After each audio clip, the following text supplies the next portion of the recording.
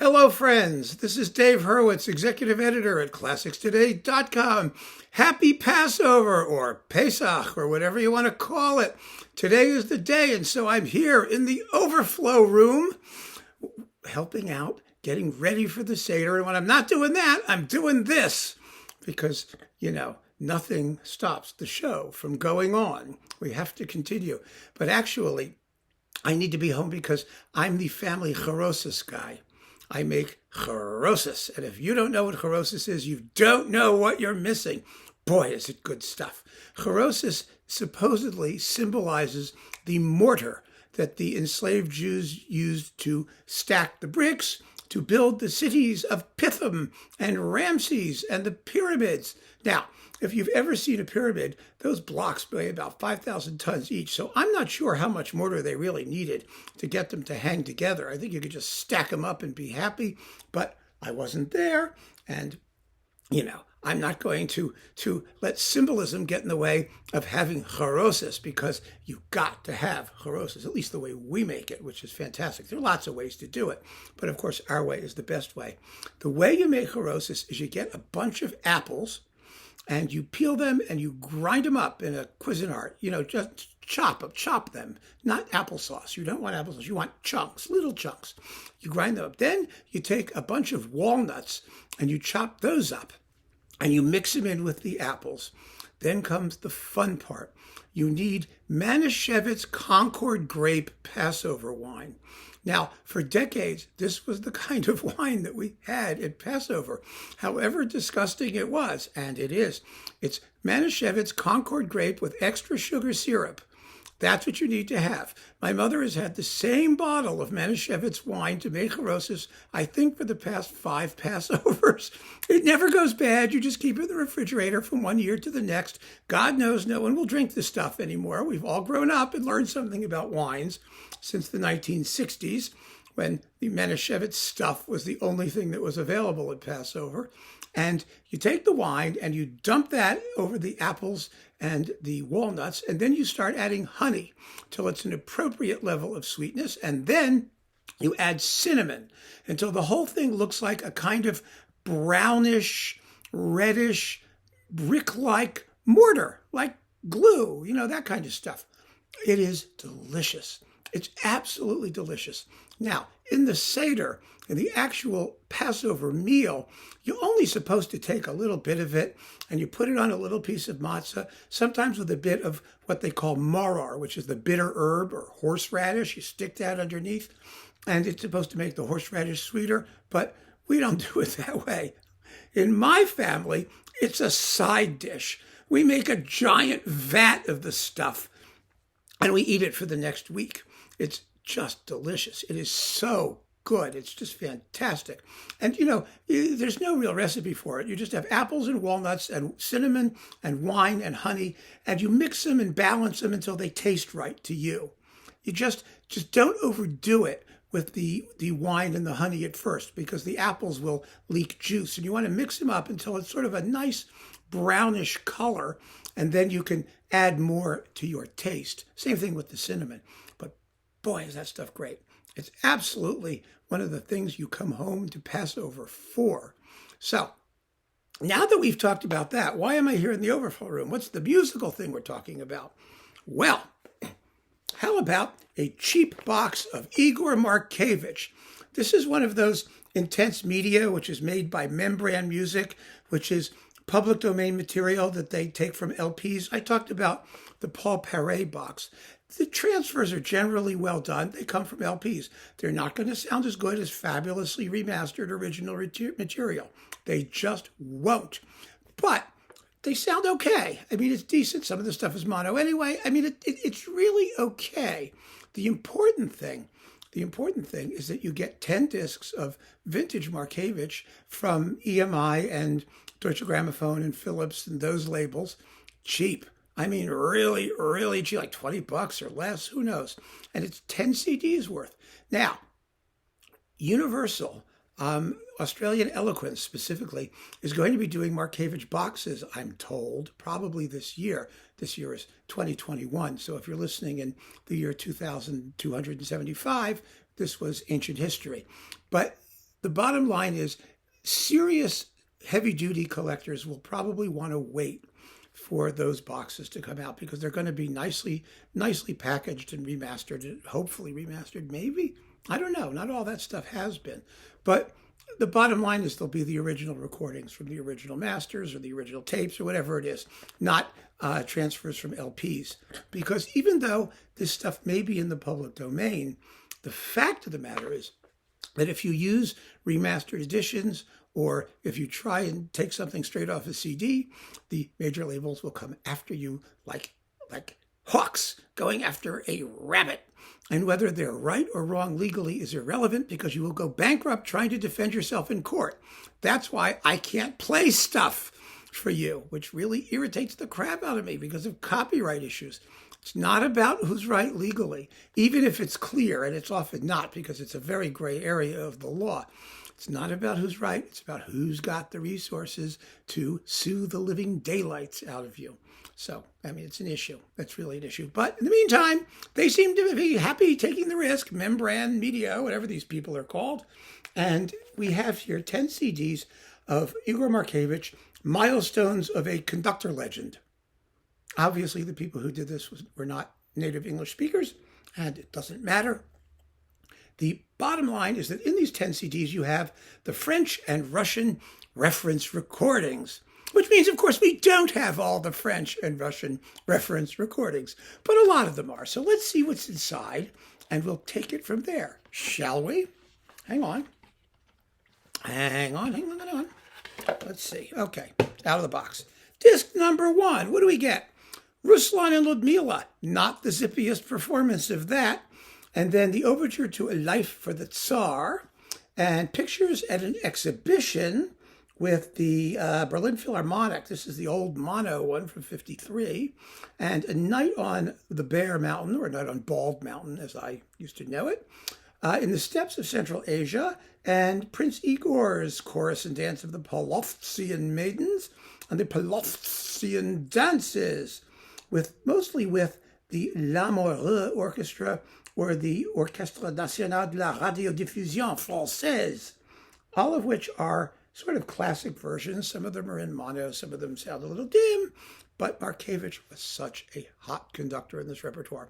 Why was he so great? First of all, he was a musical genius. He was a musical genius as a composer as well as a conductor. But his way of making music was very analytical, very French in a way. Analytical, not excessively emotional, but he played a lot of music that was excessively emotional, and it worked so well because he was analytical, but he wasn't anal retentive. He didn't stifle or inhibit anything. He just rendered it with unbelievable clarity and point, and my God, it sounds wonderful. So that's what's on here. Now, he did do a better pictures in an exhibition on Berlin Classics with the Gewandhaus Orchestra. He really did. So this is not going to be the best of it, and I wouldn't exactly call these references, but, you know, there they are. Okay, next, disc 2. We get Shostakovich Symphony number 1, Prokofiev Classical Symphony, The Love for Three Oranges, and some Lyudov, Kikimora, and From the Apocalypse. Now, these are, again, with the Orchestre National de la Radiodiffusion Française and the Philharmonia Orchestra and the L'Amoureux Orchestra. Frankly, for me, the joy of this set, because any of you who know me know this is coming, is hearing all of these marvelous French orchestras from the 50s and early 60s when they still sounded French. And they sound great under Markevitch. The L'Amoureux under Markevitch was just a terrific band. He did some great Beethoven with them, too. It's just marvelous. So hearing that is worth the price of the disc as far as I'm concerned. And the other stuff is really, really good. A lot of it's mono. This was on that EMI. You know, it's in the EMI box, which I'm staring at. It's right over there. In fact, if you want, I can show it to you. Hang on a minute. Hang on a second. I have this thing sitting here. There we go. That's this thing, the Markevitch box. A lot of the stuff that's in here is in here, in the icon box. And so quite frankly, if you have the icon box, you're already pretty far ahead in a lot of the Russian repertoire particularly. So, you know, you should give that some thought. Keep it in mind because you don't want to duplicate unnecessarily. Frankly, these sets are really good for people who don't really know the artists in question, and you want to get to know them. And if you want to drop $20 getting to know them, that's fine. And then having done it, if you want to go out and get the major label issues of all of this material, which will be more expensive, but if you love it, you're not going to care. It'll be worth it. It's worth it. People get so obsessive about the dollars and cents of it, but for, a few bucks to sample all this stuff, it is such a deal, such an incredible deal. And for me, it's just a non-issue. I would rather have a chance to hear it than not. And if I love it, then I'll want the best transfer of it because I love it. But if I want to find out first, here's a good way to do it. Okay, anyway, Stravinsky, The Rite of Spring, the stereo one with the Philharmonia. It's been issued on Testament. It's been issued on EMI. It's all over the place. Let's see, the Divertimento, Stravinsky Divertimento, and Ravel's La Valse. Ooh, baby, La Valse with the Philharmonia. It's a hot La Valse. He gets through it in 11 minutes, 11 seconds, which means it's exciting. And it's got to be, if it's La Valse, it's got to be exciting. I mean, it's got to sound like an apocalyptic horror. And it does. Wonderfully so. Isn't it amazing how cheerful we get at the thought of apocalyptic horror? It's amazingly great. Okay. Rimsky-Korsakov, Russian Easter Overture. This is the La Morue one, which, however good it is, and it is good, is not as great as his Phillips remake with the Concertgebouw. Now, that is the hottest Russian Easter Overture you'll ever hear in your life, and that's the one to get. But you also get the Golden Cockerel. Oh, it's a great record. This is the DG recording. I reviewed it on ClassicsToday.com. Go have a look at that review if you can. It's a 10/10 review. It's amazing. And then the May Night Overture and a very exciting, amazingly exciting Francesca da Rimini. Just a rip snorter of a performance. Absolutely fantastic. In fact, it's very interesting, I have to say, when you want to do a comparison. Markevitch gets through Francesca in 23 minutes and 13 seconds. And frankly, when you're listening to Francescas, if you're under 25 minutes, you're usually in good shape. Unless you're Neville Marriner. Because I have the Capriccio box of Neville Marriner stuff. And one of the things that's in there is Francesca da Rimini with, believe it or not, the Academy of St. Martin in the Fields. It's the only Francesca you'll ever hear with a harpsichord continuo part. Just kidding. No harpsichord. But the point is, it's so boring. It takes exactly the same time as Markevitch, but he hasn't a clue how to bring a shred of passion or intensity or excitement to the music. Whereas Markevitch, whoa, just the opposite. And it's fun to compare them just to hear the different patterns of tension and release in the performances. Markevitch understands not to hurry over the slow bits, as Marriner doesn't. And he's not a conductor who gets slower and duller the more exciting the music supposedly becomes, like Marriner. So if you have that, or if you have a chance to sample them, compare these two performances. It's really an eye-opener in terms of, one of those seriously comparative listening experiences, and it'll let you play critic. And I have a feeling I know how it's going to come out. Okay, CD5. Satie's Parade, Prokofiev, The Steel Step, Pas d'Acier. And Petrushka, excerpts from Petrushka. 3 excerpts from Petrushka, who knows why. Nutcracker Suite, with the Philharmonia. This is all part of that EMI stuff. Okay, let's see. Did I do this right? Yeah, it goes down there. Disc 6, Tchaikovsky, the Pathétique, and Romeo and Juliet. The Pathétique with the Berlin Philharmonic. Romeo and Juliet with the Orchestre National de la Radiodiffusion Française.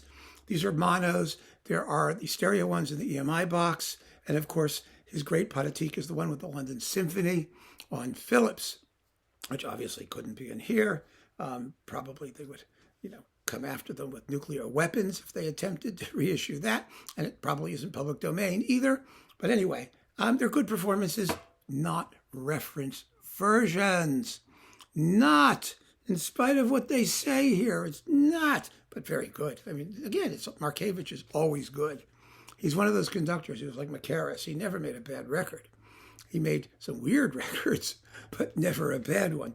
Then we get the Gounod Symphony No. 2, Ravel, Daphnis and Chloe Suite No. 2, Chabrier's Fête Polonaise, and Dukas, Sorcerer's Apprentice. These are 1952 and 1954 Philharmonia recordings, and they are splendid, splendid performances. Markevitch, in addition to his other qualities, and he had many, many, many, had an amazing catholicity of a repertoire.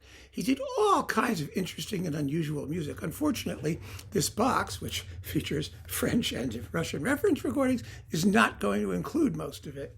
But he really did. And when those Australian Eloquence discs come out, consider this talk to be a teaser for that release, because boy, did he do some really interesting stuff. And it'll be fun. He did Berwald, he did Cherubini, he did the Gounod St. Cecilia Mass with the Czech fill, the best ever version of that. Really, really fantastic stuff. Now we get Bizet, Carmen suites. Oh, with the Lamoureux Orchestra, they are practically, you never should use the word definitive, ever. When I was growing up as a critic, my editor, who was Sedgwick Clark in New York, was a very, very fine editor, always said, the two words I never want to see in a review ever are definitive and unique. And he had a point. They are overused and meaningless. But boy, these Carmen and l'Arlésienne suites are hot, authentic French stuff with real sort of, they don't use deodorant. You know what I mean?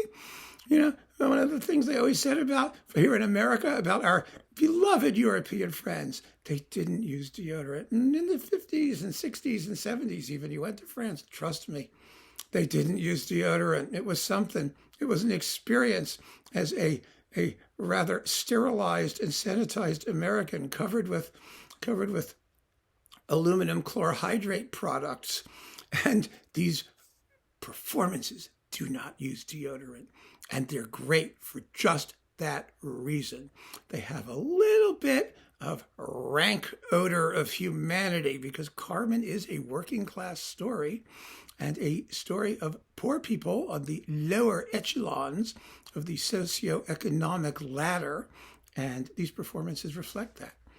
It's not that they aren't polished. They're perfectly crisp and clean and immaculate, but they have that rawness, that roughness, the passion that Carmen is supposed to have. Carmen did not shave her armpits. Neither does Markevitch in these performances. So there. Symphony Fantastique with the Lamoureux Orchestra. This is the DG recording. It is from 1961. It's one of the classic Symphony Fantastiques. It's absolutely splendid. One of the reference recordings. There's a reference recording. And the Carnival of the Animals with Geza Anda and Bella Siki with the Philharmonia. So this is fun. This is really one of the best discs in the box. And finally, that other DG classic Lamoureux Orchestra performances of La Mer, Debussy, the dances Sacré et Profane, and the Prelude to the Afternoon of a Faun. Oh, that's with the Philharmonia. But the La Mer and the dances are with the Lamoureux. They've sort of mixed that up. The coupling on that sort of varied depending on what else they had, and let's see what else they coupled it with. DG's coupled it many, many different ways.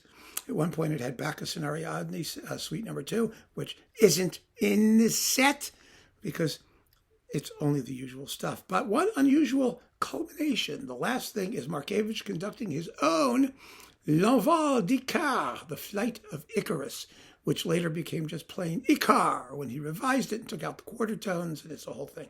But it's really a very, very cool work. Unfortunately, this is a 1938 recording with the Belgian National Orchestra that doesn't reveal the orchestration of the work the way you really want to hear it, because it is fascinatingly scored. It was Markevitch's orchestral masterpiece, and I do recommend that if you can hear Icar, that you do. You really, really should. There's a big Markevitch series that was on, Marco Polo / Naxos. Get it there and listen to it. It's really, really, really cool. So anyway, that is the box. A cheap box of Markevitch. A lot of really, really good stuff. Some stuff that he remade better in stereo. Some stuff that isn't all the best that he did. Although, like I said, he set a standard. He had a level, and he never went below it. So you can hear all of these performances with confidence. The sonics, as I said, are decent LP transfers. And you know what that means. They're not going to be stunning, but they're very, very good. Thank you for joining me on this Passover day. Have a happy holiday if you're so inclined. And keep on listening, folks. Take care.